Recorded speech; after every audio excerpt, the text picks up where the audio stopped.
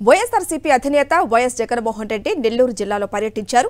Nellore central జైలుకు వెళ్లి మాచర్ల మాజీ ఎమ్మెల్యే పిన్నెల్లి రామకృష్ణారెడ్డిని పరామర్శించారు. వైఎస్ జగన్ రాకతో నెల్లూరు వైఎస్ఆర్సీపీ పార్టీల శ్రేణుల్లో జోష్ పెరిగింది. జైలు వద్ద భారీ సంఖ్యలో వైఎస్ఆర్సీపీ కార్యకర్తలు, మద్దతుదారులు జగన్కు ఘన స్వాగతం పలికారు. రాష్ట్రాన్ని చంద్రబాబు రావణకాష్టం చేస్తున్నారని వైఎస్ఆర్సీపీ అధినేత వైఎస్ జగన్ తీవ్రస్థాయిలో మండిపడ్డారు. బాబు తప్పులన్నీ శిశుపాలుని పాపాల మాదిరిగా తప్పక పండుతాయన్నారు. చంద్రబాబుకు ఓటేయలేదన్న కారణంతో ఆస్తులు ధ్వంసం చేస్తున్నారని, మనుషులను హింసిస్తున్నారని అన్నారు. పిన్నెలపై 3-0 కింద అక్రమ కేసులు పెట్టి జైల్లో నిర్బంధించారని అన్నారు. రాష్ట్ర వ్యాప్తంగా కూడా ఇలాంటి దొంగ కేసులు పెడుతున్నారని అన్నారు. టీడీపీ వాళ్లే దాడులు చేసి వైఎస్ఆర్సీపీ కార్యకర్తలపై కేసులు పెడుతున్నారని జగన్ ఆగ్రహం వ్యక్తం చేశారు. వైఎస్ఆర్సీపీ ప్రభుత్వంలో కులం, మతం, ప్రాంతం చూడకుండా అర్హత ప్రామాణికంగా సంక్షేమ పథకాలు అందించామన్నారు వైఎస్ జగన్. పిన్నెల్లి రామకృష్ణారెడ్డి మీద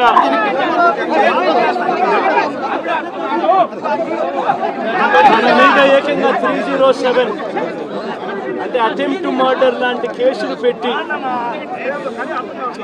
ఏ రకంగా అన్యాయంగా తనను జైల్లో నిర్బంధించడం జరుగుతూ ఉందో కూడా చూస్తూ ఉన్నాం. ఈరోజు రాష్ట్ర వ్యాప్తంగా కూడా ఇదే కార్యక్రమాలు జరుగుతూ ఉన్నాయి.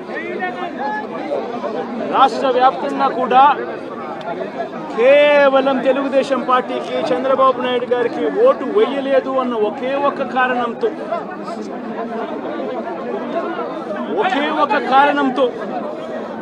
ఏకంగా ఆస్తులను ధ్వంసం చేస్తూ ఉన్నారు, దొంగ కేసులు పెడతా ఉన్నారు.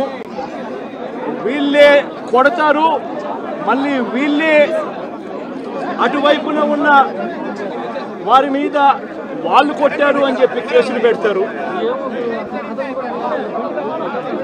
ఇంతటి దారుణంగా ఈరోజు రాష్ట్రంలో పరిపాలన సాగిస్తూ ఉన్నారు. ఇదే గత 5 సంవత్సరాల కాలంలో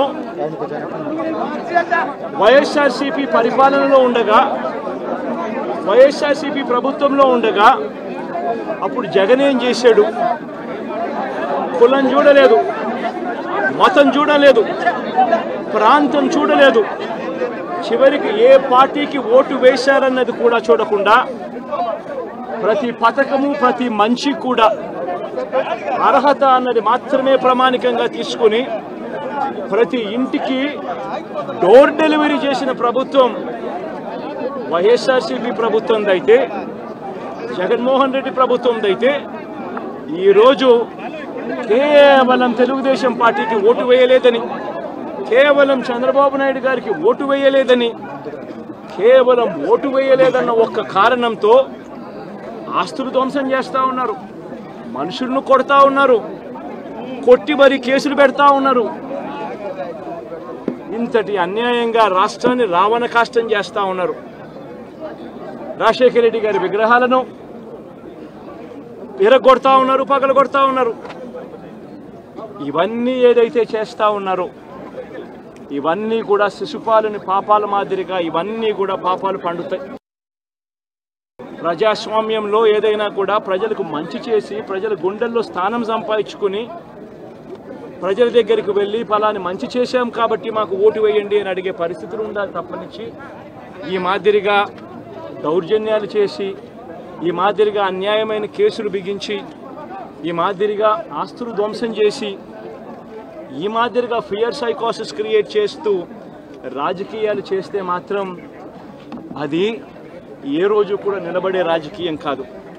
తాత్కాలిక మేలేదైనా జరుగుతుందేమో తప్పనిచ్చి తర్వాత ఓటు వేసేటప్పుడు మాత్రం ప్రజలు ఇవన్నీ కూడా ఖచ్చితంగా గుర్తుపెట్టుకొని లెక్క జమ చేసి చంద్రబాబు నాయుడు గారికి గట్టిగా బుద్ధి చెప్పే పరిస్థితులు, రోజులు కూడా తొందరలోనే ఉన్నాయి అని కూడా ఈ సందర్భంగా చంద్రబాబు నాయుడు గారిలో మార్పు రావాలని సందర్భంగా కూడా తెలియజేస్తా ఉన్నా.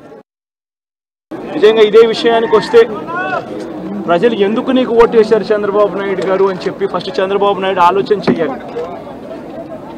ఒకవైపున వైఎస్ఆర్ కాంగ్రెస్ పార్టీ ప్రజల్లో వ్యతిరేకత వల్ల ఓడిపోలేదు, ప్రజలకు మంచి చేసి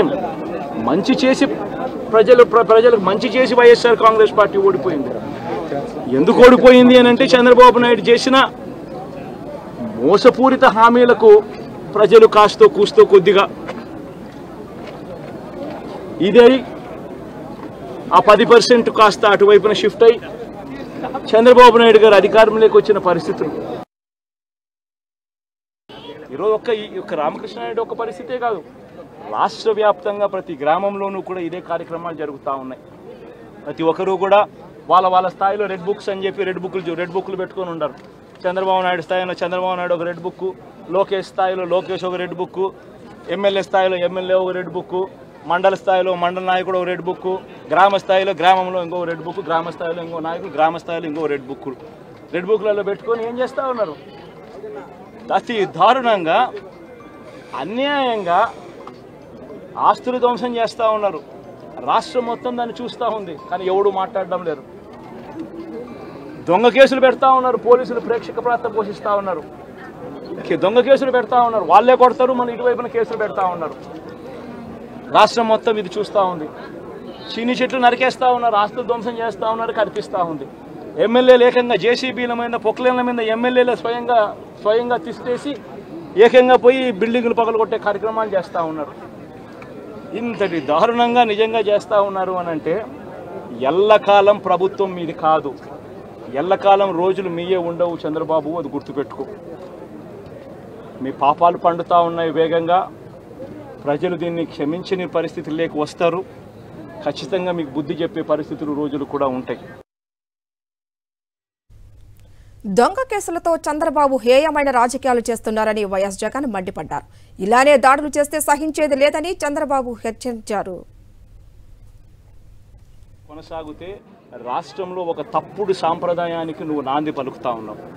నువ్వు వేసే ఈ బీజం, నువ్వు వేసే ఈ తప్పుడు సాంప్రదాయం, రేపొద్దున నువ్వు వేసే ఈ బీజం చెట్టు అవుతుంది. రేపొద్దున నువ్వు ఏదైతే ఇత్తుతావో అదే పండుతుంది. రేపొద్దున మళ్ళీ మీ గ్రామాలలో మీ కార్యకర్తలకు ఇదే పరిస్థితిని ఇదే మాదిరిగానే మళ్ళీ జరిగే కార్యక్రమాలు కూడా జరుగుతాయి. అటువంటి తప్పుడు సాంప్రదాయాలు దయచేసి ఇప్పటికన్నా ఆపండి. నాయకులుగా ఉన్న మనలాంటి వాళ్ళం ఇలాంటివి ప్రోత్సహించకూడదు. ఇలాంటివి ఎవరు తప్పు చేసినా తప్పు అని చెప్పే కార్యక్రమం నాయకులుగా మనం చెయ్యాలి. కానీ దగ్గరుండి ఈ మాదిరిగా ప్రోత్సహించడం అతి దుర్మార్గమైన కార్యక్రమం. దయచేసి దీనికి ఫుల్ స్టాప్ పెట్టే కార్యక్రమం ఖచ్చితంగా చెయ్యండి చంద్రబాబు అని చెప్పి సందర్భంగా మరొక్కసారి చంద్రబాబును ఈసారి హెచ్చరిస్తున్నామని కూడా చెప్తా ఉన్నాం. ఈసారి కోరడం లేదు, హెచ్చరిస్తున్నామని కూడా చెప్తా ఉన్నాం.